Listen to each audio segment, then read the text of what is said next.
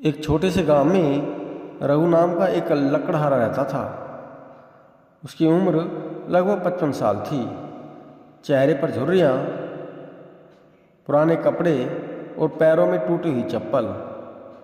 लेकिन सबसे ज़्यादा टूटा हुआ था उसका मन।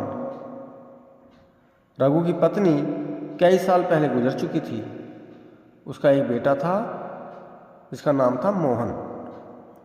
रघु ने अपनी पूरी जिंदगी जंगल में लकड़ियां काटकर बेटे को बड़ा करने में लगा दी। वह खुद भूखा सो जाता, लेकिन बेटे को कभी भूखा नहीं सोने देता।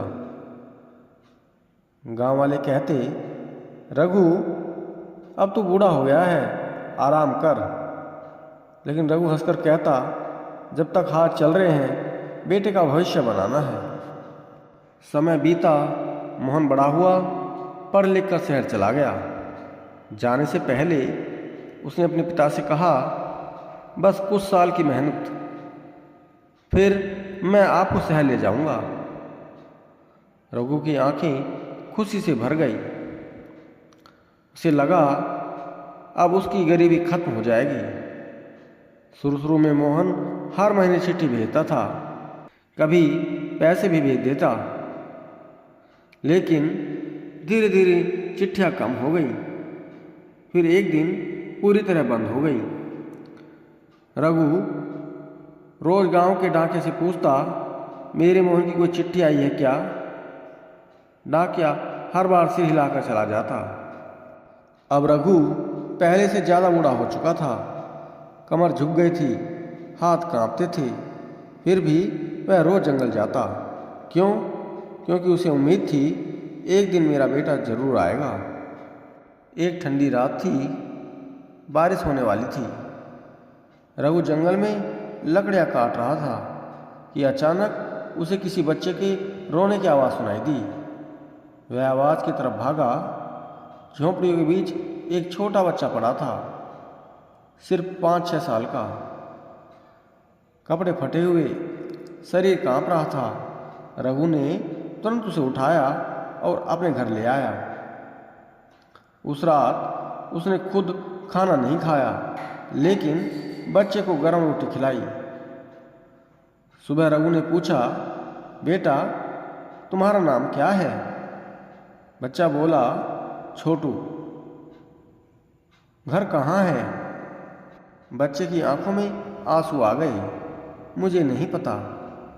उस दिन के बाद रघु की जिंदगी बदल गई और उसे फिर से जीने की वजह मिल गई थी।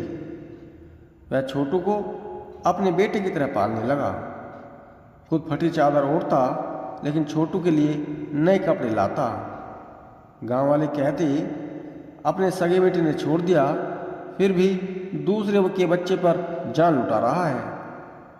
रघु मुस्कुराकर कहता, रिश्ते खून से नहीं दिल से बनते हैं। कुछ साल बीत गए। छोटू अब बड़ा और समझदार हो चुका था। एक दिन उसने रघु से पूछा, बाबा आप इतने बूढ़े होकर भी रोज जंगल क्यों जाते हो? रघु ने मुस्कुराते हुए कहा, ताकि तुझे कभी किसी के आगे हाथ ना फैलाना पड़े। लेकिन किस्मत को कुछ और ही मंजूर था। एक दिन जंगल में लकड़ी काटते समय रघु का पैर फिसल गया। वह गहरी खाई में गिर पड़ा। गांव वाले उसे घर ले आए। रघु की सांसें बहुत धीमी हो चुकी थी।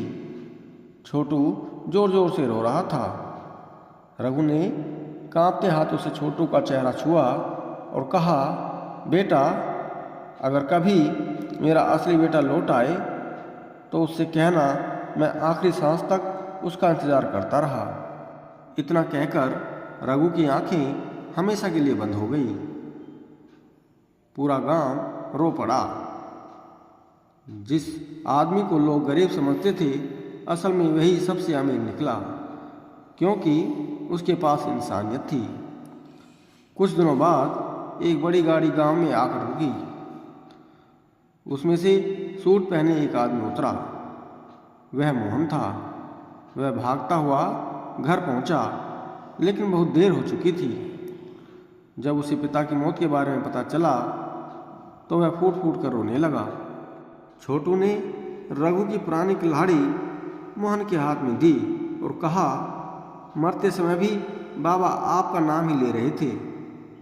मोहन जमीन पर गिर पड़ा। उस दिन उसे समझ आया, दुनिया की सबसे बड़ी गरीबी पैसे की नहीं, अपने लोगों को खो देने की होती है।